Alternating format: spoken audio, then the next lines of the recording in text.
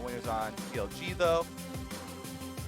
He is also known for other long-range mages, but there's a Syndra that we mentioned. Most played champ of the year. Most played champ of the year. Pick number 4 now comes in for this one. PoE, I think he was a huge factor on his Syndra games before this champion's actually winning a lot this split as well.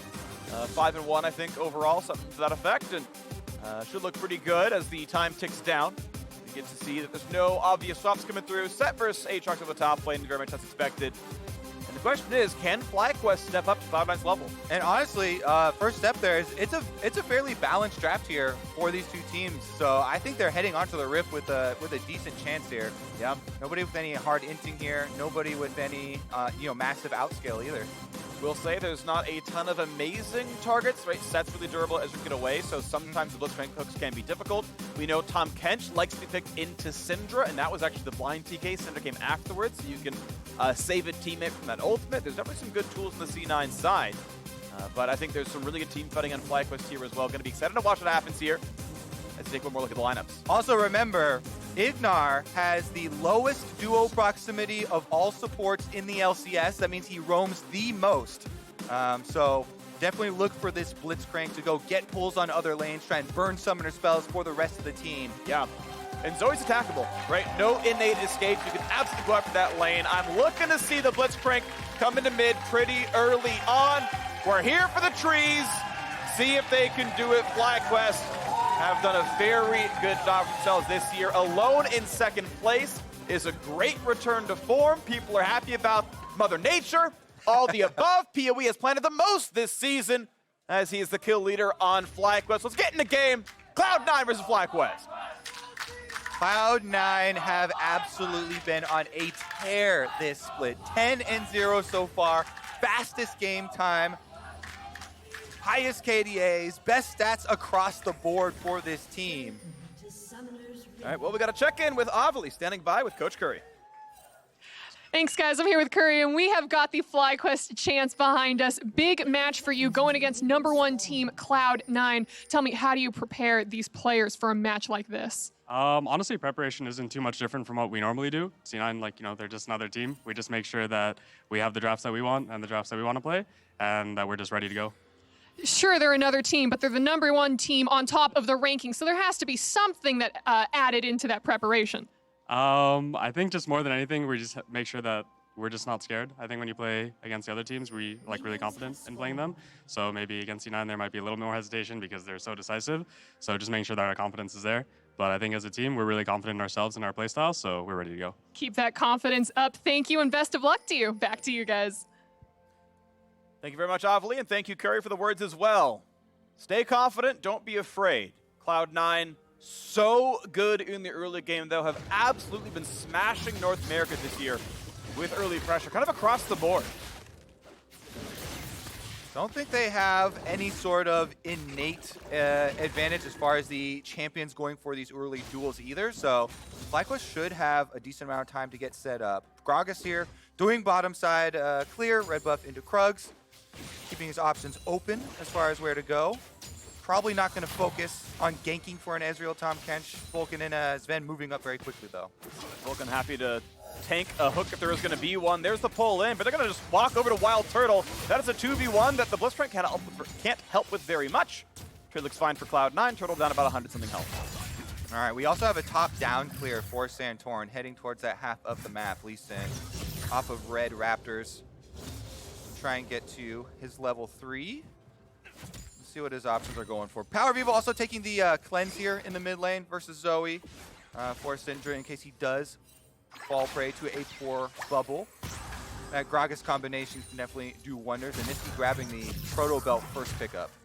Viper and Licorice doing battle up here. There's a bit more CS for Viper to grab. Should be pretty close in farm, but Licorice temporarily down in health. Keep in mind, Sett has very high health regen, so it's not going to be much of a big deal.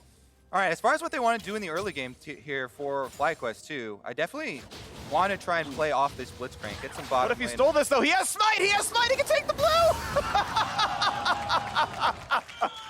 Zoe was only #5 most annoying champion. Shame on you, League community.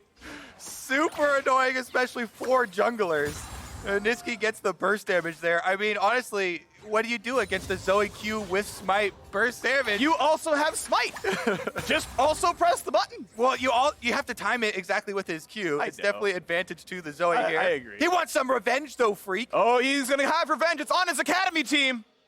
And Nisqy just prancing around in the water like nothing's wrong. Little slap there. Slap on the ground from Santorin. Because bottom lane has priority though, you can see the move up to the river. They're gonna secure Scuttle Crab here for Blaber, for Cloud9. Oh, look at that. Look at this. Look at this teamwork. Wow, 10 gold share for both of them. Beautifully done with the sweeper by Blaber. Nice last hitting there for Vulcan. 4 CS on the board as the Scuttle goes over. Big thing about this invade too is that we're looking at possibly trying to make something happen in the bottom lane off of this Blitzcrank that has Ignite. You know, trying to get a kill onto Vulcan on the Tahm Kench is a possibility if you get the Lee Sin gank down bottom side, because Vulcan's been positioning very aggressively, far up, and they could try and pull something in. But because of the invade, with the extra wards down there, Santorin has to go top instead. That is the first knock up. That's going to be decent damage. Good flash gets away. The flash follow. That's going to be a ton of crowd control, and he doesn't have the damage. That's first blood coming through for Santorin. Nisqy on the way over, going for the bubble. Nice side step by Viper. They're going to get away with it. Another roam here from Nisqy, but can't get there in time, and FlyQuest strike first. First blood. I mean, when they had their big rise last year in spring, FlyQuest, top 4 team, Santorin was playing really, really well, and he's back out there getting an early conversion for the team. That being said, Blaber on Gragas, hard farming, and it does have a level lead, plus has been able to go back for the Predator boost. So after we get out of this replay, you have to keep your eyes on the Gragas. Santorin here flashes in for the level 3, gets his slowdown critically first, so he does not get the Q dodge. Sometimes these people just throw out the Sonic Wave, but needs to guarantee the kill there. And they had to guarantee it quick because of the roam from Nisqy that was called from PowerOfEvil. So some good communication and presence of mind there. FlyQuest thinking about their timing on their gank. As we said, though, keep your eyes on Blaber. He's gotten the level 5 on Gragas, went back for his Predator boots recall, and offensively blown flashes can be punished just as effectively here. Viper and Santorin both flashing forward to try and get that kill. Blaber wants to make him pay. Ooh, he knows where he is. That's a body slam. Nisqy's on the way over as well. Viper is flashless and shouldn't have any good escapes. Nisqy burns the flash for the damage. Ult over the top. Cloud9 want revenge, and they will get it. Good job there. Just talk about punishing that flash. They do so. Santorin, because they reveal themselves on the top side, though, trying to start up this objective. See if they can actually get anything finished up here. Dragon does take quite a while for Mountain. Nisqy's roaming back down. Vulcan's heading over to ward it at the moment. He's spotted now by Santorin's ward, and actually just blast cones away. So this is going to be a clean pickup there. Control to the pit. Huey helps to make sure, and well, FlyQuest get away with first blood, and they get the first Mountain Drake here as well. Small gold deficit from farm, but a good early game here from FlyQuest. Also, because of the ramifications of that top lane counter here, you know, pushing the wave in for Licorice on the Sett, definitely right back on his feet, feeling very nice about the current state of topside. Sett, especially for the early stages here, with the Bramble Vest trying to get some healing reduction on Aatrox very early in the game. Does solidify this area of the map for them. And now we got to keep our eyes on Nisqy. You can see how much they're investing into the wards in the river on top side to allow him these possible roams. He keeps on pushing in mid lane. He's not losing out on a tremendous amount of CS to go for this, because he's able to get PowerOfEvil at his tower first. Syndra, though, gets a big spike on level 6 as far as the 1v1. No stun is a little early. You can tell what he's going for there. But IgNar is now here. Nice sidestep by Nisqy. IgNar could have kept walking straight forward and gone for the E. Didn't go for that one, though, as Nisqy comes back alive and up in health. So PowerOfEvil there. You go for the Syndra stun on where Zoe started her R from. Not able to get the stun means that they're not going to be able to get anything out of that gank, because Nisqy, really nice footwork, dodging all the follow-up damage as well. No hook landing, no Qs landing. Just such a confident mid laner here, and that's kind of something that FlyQuest themselves talked about in the interview, how big that is going to be in playing against Cloud9. Well, right now, FlyQuest are down about 500 gold, and that's despite the extra 150 from a first blood coming through, so kudos to the laning phase of Cloud9 so far. You've got about a 2-camp lead for Blaber and 15 CS for Licorice, kind of paying that off. We'll see if FlyQuest can get more done. Of course, Mountain Drake is useful, but early game gold value, I would say not at 500 just yet. Yeah, I like how Licorice is playing this too, because we mentioned, oh yeah, your early Bramble Vest, and with the extra CS he was able to get off of that counter kill on Viper, turn it into a nice lead for him. You don't get to solo kill the Aatrox unless the Aatrox chooses to make a mistake, right? If he goes too aggressive on you, overcommits on the Sett, you know, he's applying the Bramble Vest Grievous Wounds to himself, he's getting baited in by the W, but it does allow you to go for the cull, and you can basically cash in on extra priority, extra money that way, without having to try and earn yourself a solo kill, which would have to come at the cost of your opponent choosing to do something there. Yeah, what they want to point out with people buying Cole is, obviously it has stats on it, right? It's attack, damage, life on hit. Like, it's actually a good landing item in and of itself. But if you earn all the money, you sell it back, you profit 180 gold. But that's fine. That is a decent amount of money. But a lot of people, I think, consider Cole, oh, it's like 500 gold. It's like, well, it's 180, which is fine, but it's a wave and a half. More than a turret plate. It is more than a turret plate, you know? Like, again, it's not zero, but it's not, I think, as high as some people kind of expect it to be. Definitely true. All right, Blaber here. You can leash the Shelly this far, but you can't kill it that far out of the river. She will run out of patience and leash right back to it. Nisqy with the blue buff, though, trying to help him with the extra priority. Both solo lanes on top side, like we talked about, really secured for Cloud9 off of the follow-up play there. And they're trying to burn it down. Let's see if the roam from IgNar, both supports coming up. Actually, teleport not available for WildTurtle, so FlyQuest will be outnumbered. Turtle's in base right now, so it should be Cloud9's. Yep. All right, off they go. Nicely picked up. Cloud9 get a sub 10-minute Rift Herald pickup. We know a turret plate's going to be crashed down before too long afterwards. Let's see where they want to go. A couple of recalls have come off in the bottom lane. Most of the Manamune in for Zven. Just picked up the pickaxe. Tyr is stacking. Sheen's already there. Decent out of spike for WildTurtle as well, who's come back to lanes upgraded boots. I really like this focus from Cloud9 too on the objectives that are going to matter. They are running a pretty heavy poke composition with both Ezreal and Zoe. They're up next. They're up next. Thank you. We have proven that the LCS audience can read. Let's go. Basic education. Woo! Woo! That's right. Cheer for literacy. Back to the Cloud9 objective focus, though, with their Ezreal and their Zoe picks here with the high amount of poke that they've indexed in with this champion select. If you can get those outer turrets down and get your vision moving in, it really helps so much when you have these type of compositions, because the thing that they have to worry about most is the hard engage from FlyQuest. That's flanks from Viper, which you are able to defensively ward against when the outer towers are gone, as well as, like Blitzcrank trying to flash, grab a pull on somebody, force those engages that way. Otherwise, everybody knows why Zoe was on that list, Phreak, of one of the most annoying champions in the game, constantly throwing out those sleepy trouble bubbles to look for picks, constantly throwing the poke through with the paddle star. And there is that Rift Herald activation mid lane trying to open up the map. There will be some more money going in. Plates number 2 and 3 fall off. Decent money now throughout the mid lane. Nicely done there. Nisqy and Co get a 1,000 gold lead. Good damage to IgNar stun, but Vulcan is right there to make sure Nisqy lives long and prospers. Yep, preemptively there. Make sure there's no possibility of the Syndra stuns coming out, the Blitzcrank hook.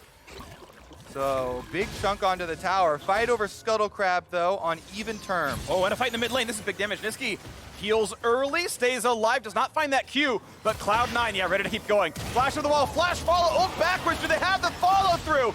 Yes, they do, but a hook can be a lot. Vulcan there to save, burns his flash for it, and a stopwatch. Ignores the back half of the Q. Drowsy coming in. This could be good damage. Nisqy can try to follow through.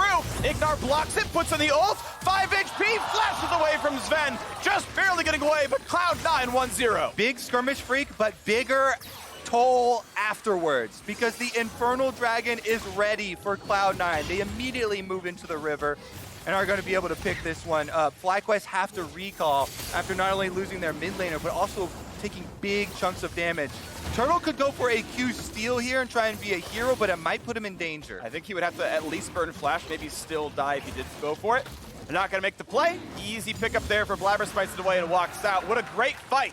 And an even better end for Cloud9. Exactly. Infernal Dragon just makes your poke even stronger for the Zoe, for the Ezreal. Here's another look at it. That's what we talked about earlier for the Syndra. You aim your stun at where Zoe starts the R from. However, Cloud9 had the inside track from the fight over Scuttler to roam up first, and Blaber, with his Predator on, doesn't hesitate to flash, gets the combo, even though IgNar can land a hook. the main damage isn't here anymore. The Syndra's already been taken out, so IgNar and Santorin cannot win that fight under any circumstances. And then, since you land another bubble, a bunch of extra damage onto IgNar and Santorin afterwards, that's 2 more flashes, big chunks on health, and Cloud9 get yet another early lead for this season, eyeballing that 11-game record. Looking good for it right now. You can see the 1,500 gold lead tied in Drake's as well. Nisqy burns the fake flash, knocks down the wave, feels pretty comfortable overall. FlyQuest make their way over to their own blue buff. Santorin says, I'm not going to blue the entire game, do I? First Nisqy takes one, then Fuey the other. I can't catch a break. Yeah, I don't think Lee Sin feels too bad about it. True. You're saying he's not feeling too blue? Fair enough. You're saying that, but I will agree. I wasn't... I'm glad we got the audience in the booing mood from the game show. This is good. We're following through. It's a through line. Prepping for Phreak. Yeah. It's the warm-up. All right, look at this invade, though. The nice little move here from FlyQuest. They're trying to get an area back on the map where they can try and make those plays. Deep warding for possible Blitzcrank pulls, roaming down through. They need to get this Syndra ultimate on somebody that's a high-value target, right? There's no more stopwatch on Blaber. You gotta try and look for some area of possibility. Blaber definitely now is a good and viable target. Level 9 Gragas, no stopwatch. Other areas to try and set up, you're looking at your summoners that have been burned on Vulcan. The Tahm Kench in the bottom side, it's an under-leveled support, even though he has a stopwatch and it's annoying to try and kill Tahm Kench through thick skin and stuff like that. Yeah. You do have a Blitzcrank there. Ignite is ready for IgNar. So those are 2 possible areas where FlyQuest could try and fight back into this, try and open up an extra champion advantage, which you can then turn into some objectives. And that was a choice right there, a very narrow margin where Blaber was taking Scuttle Crab, and IgNar and Santorin were there waiting for it, but he just wasn't quite in range for the Blitzcrank hook. They couldn't quite go for the play. And Blaber kited away successfully, but that was very nearly a kill that could have opened up part of the map. Instead, we go back to a pretty standard holding pattern. And FlyQuest doing better than most teams in the early game, which is 2,000 gold down at 15 minutes. That is such a terrifying statistic. All right. We're improving. Wow, this game is over. PoE is the target. It's a level 11 Syndra, so he's got the level 2 ultimate ready. Try and burst down one of these targets. And IgNar and Santorin are doing their best to fight this mid-fight, roaming through, trying to clear out the wards to work around him. But Cloud9 just overwhelming the midpoint of the map. And look how low that mid tower is, too. Once that thing knocks over, you really get that flood of pressure when C9 get to move in, start throwing the trouble bubbles over your own walls. And quick wave here coming through into the mid lane. Nisqy needs to auto one more time. Nicely done. Gets rid of the wave with Luden's Echo, and we keep waiting around. Minute and a half until this next Drake spawns. Baron a bit farther than that. As top river's being fought for, IgNar gets that. Traded back though. I actually think this is my favorite Blitzcrank skin with the beep, just because of the noise. Yeah. It can be terrifying when you play a Blitzcrank in lane a bunch. Yeah. So you become accustomed to that noise. Ah, damn it, flash down. Exactly. Then when he uses it to run away, not so much. Yeah, then it's more comical. Well, Nisqy R into the turret. Doesn't land the shot, but autos it once. Chipping away, slowly but surely. Nice hook in onto Blaber. He is squishy. Nice. Slow, that's the kick, that's the cue. The Warhops come in, but Santorin bit off more than he could chew. Goodbye, Oktoberfest will live as Blaber sets up for the Rift Herald.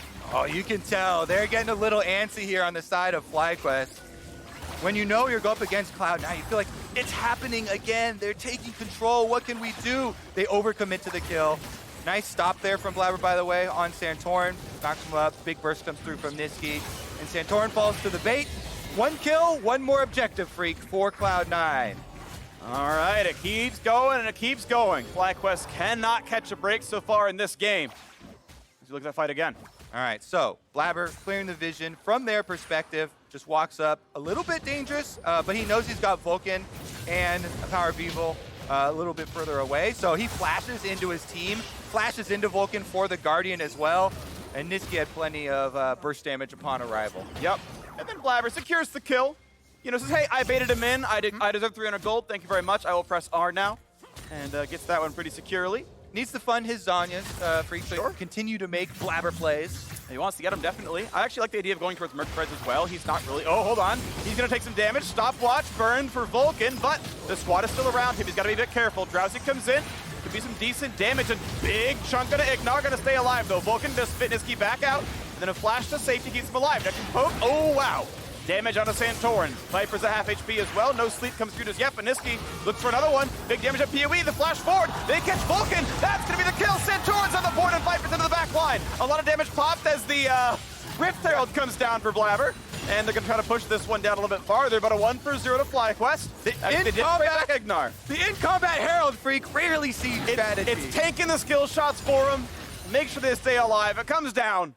What a fight. 1-for-1. Both supports dead. Big opening for FlyQuest, though. They need some sort of momentum for themselves. 2 main members for C9 are down, trying to finish this one off. I doubt Blaber goes for a steal. Santorin going to pull it out just to make sure here, and FlyQuest will add another Drake to the count for themselves. Unfortunately, no Ocean Drakes will grace this Summoner's Rift, but they did get some kills, so they plant trees anyway. Nicely done, as they've got a couple more.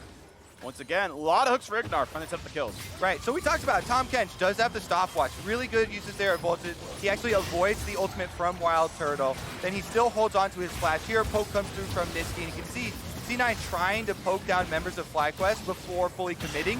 Then Blaber goes in during that big chunk onto IgNar. Nisqy flashing forward on the Zoe gets dangerous. He has to sidestep that hook, but then it goes through and gets Vulcan. That's the extended Blitzcrank range after a few patches ago. So they gave him the bonus, and he actually ends up with a kill for FlyQuest. As we mentioned, Combat Herald activated. Shelly really trying to get into the action, but unable to make anything. And that's a 2-for-1 for FlyQuest as they take down the second Herald without losing their mid tower. In the process, though, topside has gone down. And credit to Viper for getting so much damage done. Both top runners TP'd in, and Viper got like 8 times the damage output, so kudos on that side. And the game is within spitting distance, 1,800 gold. Not bad, actually. Sorry, 2,800 gold. Still pretty rough, but math is hard once in a while. A little shameful there, but still possible for FlyQuest to this one around. They've got that extra Drake on their side. They're only 8 minutes away from Soul. And more so than like gold in the bank is items in the tank. Look at these Trinity Forces completed. It's a 2-item power spike here for Zven on the Ezreal. Ezreal is one of the highest damage output overall for games for the marksman role because you get to poke so much. You know, and with the buffs, the compensation buffs for attack speed for Ezreal, and you know, with the new lethal tempo version, you really can dish it out. So big 2-item power spike for Zven, who's been a huge carry for this Cloud9 team. Feels like him and Nisqy are well positioned to dish it out, and it puts more importance on the FlyQuest engaged members that we mentioned earlier, trying to find those pockets of fog of war to get flanked off.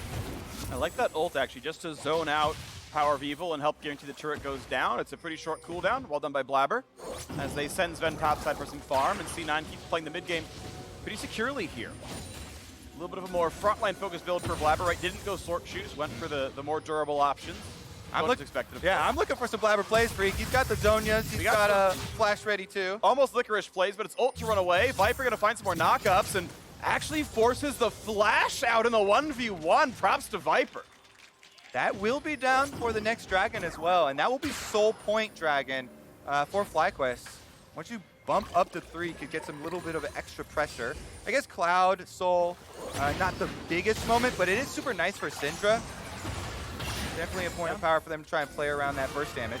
Power overall, you can't run away from the Blitzcrank. That's going to be a lot of damage, and the flash kick to go in for Vulcan, and then he is gone.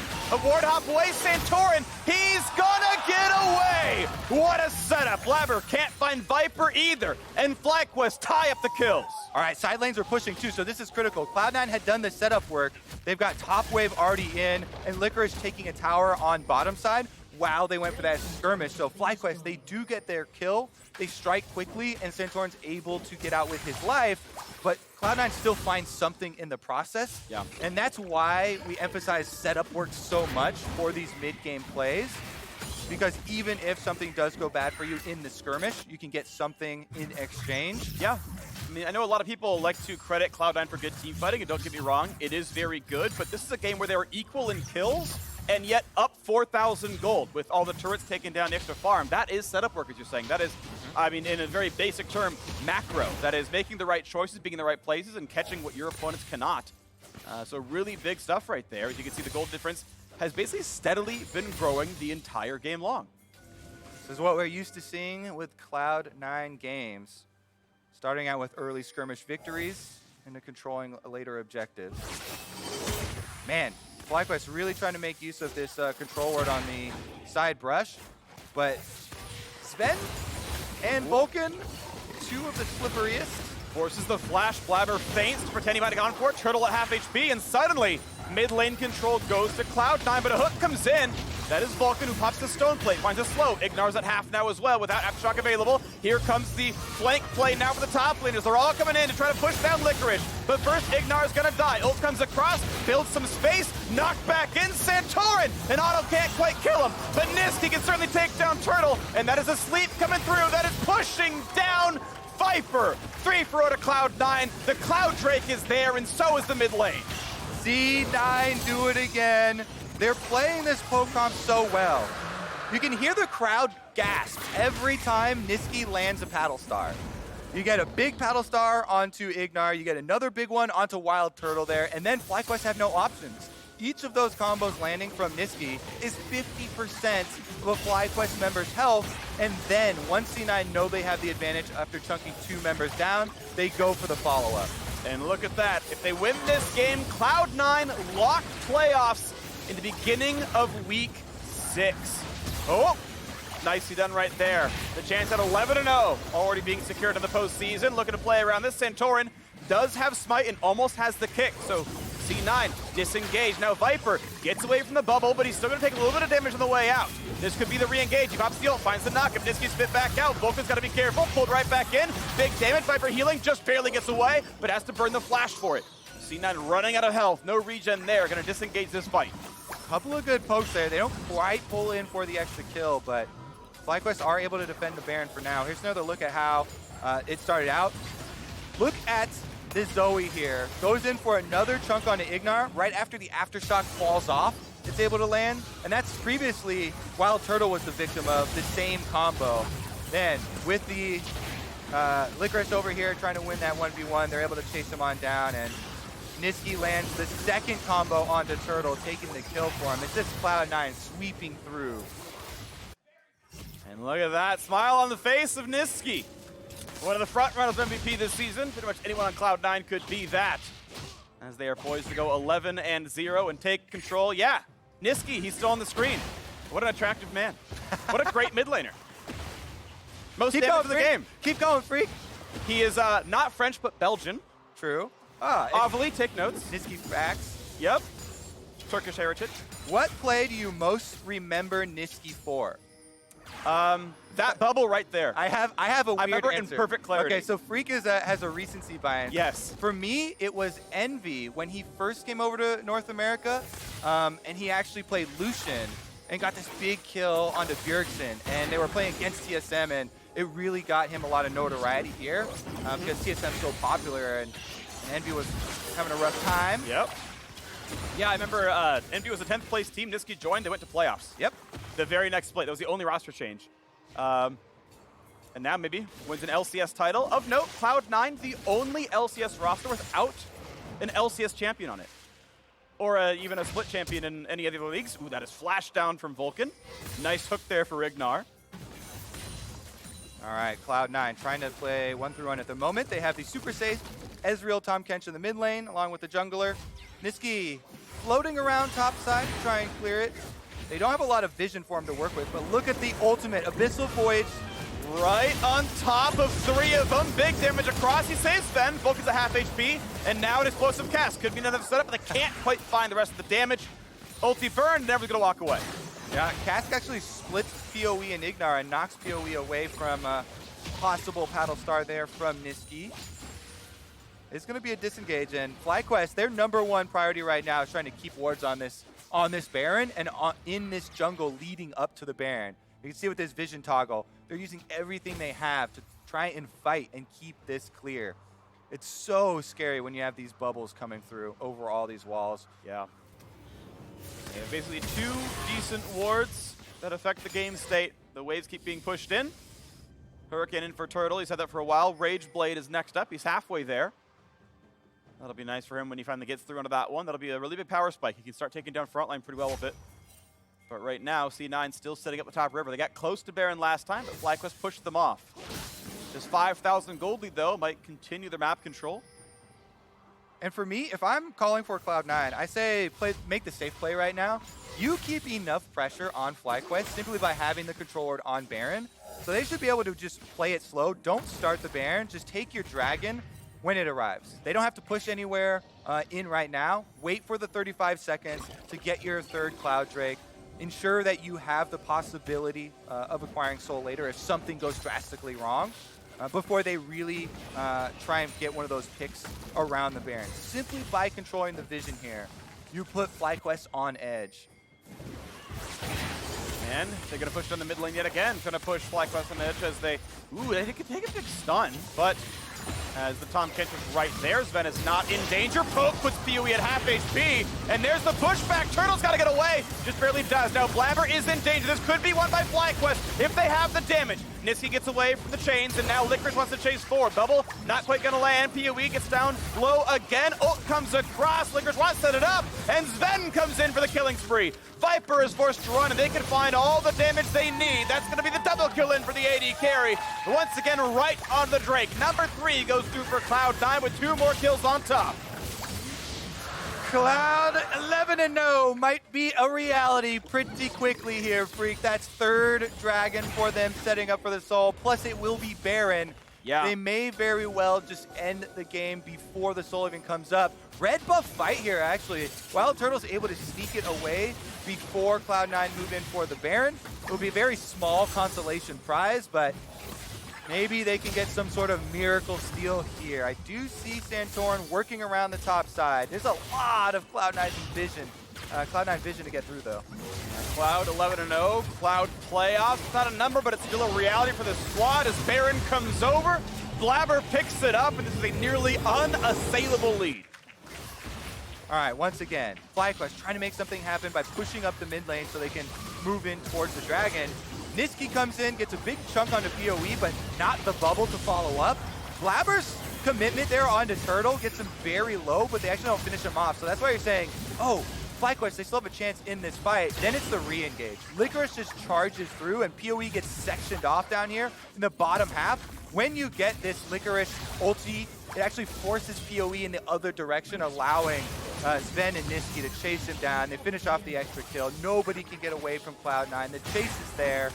And now we're back out onto the map with the purple buff. Yep. Very easy for this team comp to siege up.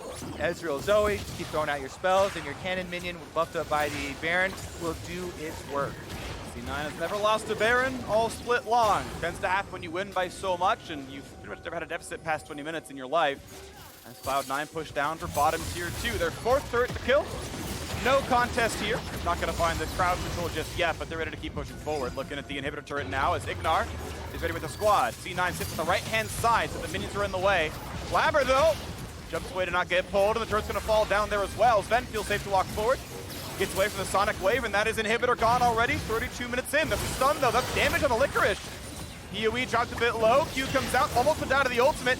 Is there a re-engage? Anything to be had? Not going to land the poke as Cloud9 walk away and look to lick their wounds. Missile Voyage over to mid lane as well. They can push up, try and get another secondary turret for themselves. Let's see. No teleport on Licorice, so they don't want to force too hard while he's away. You got to look at it from FlyQuest perspective, though. They're so far down right now. Any opening you jump on at the moment to try and get a pull, try and get a miracle kill. And that is the turret going down. FlyQuest have not found that opening. They have not found that miracle. As the wards go away, the poke lands. Nisqy! That was the opening! PoE with a max damage build, lands the ulti and takes down the opposing mid. Really, really big kill to put a stop to the siege with the Baron buff. You have to count your wins. You know, there's a lot the FlyQuest have to do to get back in this game, but taking down the Zoe is at the top of the list, Phreak. Baron buff should time out now. They would only have 30 more seconds, one more wave to work with, and FlyQuest still have inhibitors up in mid and top. One is doable to try and deal with. Once you start getting them stacked up, it becomes very, very difficult. But look at this. Every little bit of damage helps. Santorin even landing the Q. PoE got his good ult off. It's enough to finish Nisqy even after returning. Without an ult, he chunks Licorice to half HP. I do think that a build like this, by the way, Death Cap second and Avoid third, is just a lot of damage in kind of all cases. It's very generalist. You're very good at killing almost any target you go for. I think this is very efficient.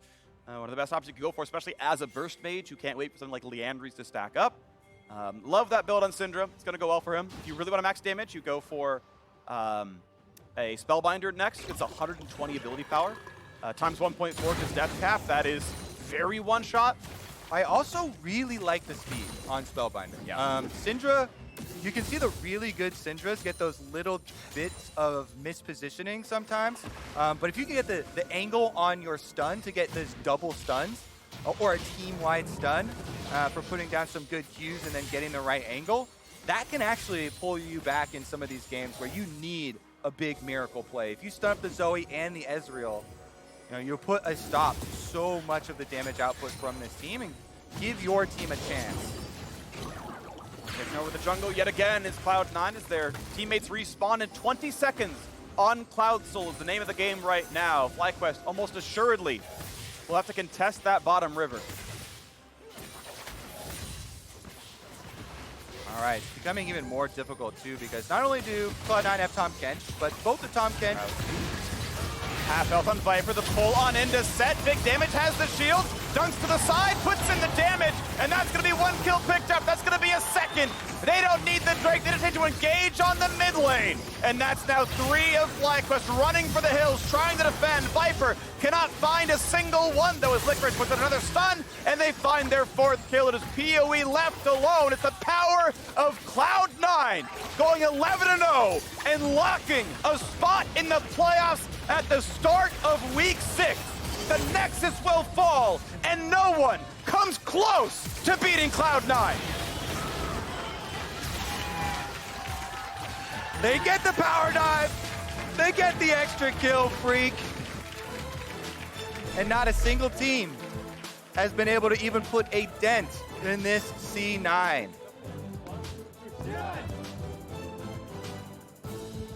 Now, PoE certainly tried his best. Got a couple of nice kills. But Cloud9 as a team seems to just be far, far better as a squad. No one has measured up to them so far in the LCS this year. They're very good at these early skirmishes and getting themselves that first advantage, but what I like even more is how they push the game forward so quickly. They focus on getting those heralds, knocking down your turrets, playing aggressively when the dragons are going to come up, trying to continually force you further and further back on the map. Force some more mistakes out of your team. Yep. I will say for the FlyQuest side, I still liked how they played. This is the measuring stick is Cloud9, and there isn't a team in the league that measures well against them. FlyQuest measured among the best that teams have. They still, to me, look like the #2 team in the league. Their record represents that as well, as we watch that last fight once again. Yeah, the bubble had landed, so they go right for it. Licorice on the Sett, charges through, finds the ultimate to draw back. Turtle gets locked in, and Licorice still has the Zonias as well to ensure that he's not going to go down. No counter kills for FlyQuest until they actually dive the fountain there for themselves. Chasing down FlyQuest inside their own base, as you know. And then they got their eyes on PoE, Phreak. Yeah, they wanted the ace. They said, okay, turrets are gone, we always win, let's do it. This one's for the Bud Light. Everybody in the fountain. Nice stuns, good kickback. Got a kill on Zven. His KDA is already dead, so. And Vulcan was #2 KDA. So top 2 KDA players of the league just went down there. They're going to give you a freebie. Wow, well, rip to the KDAs, but we're headed for a quick break. When we come back, the State Farm Analyst will break down Cloud9's incredible 11-0 start. Stick around.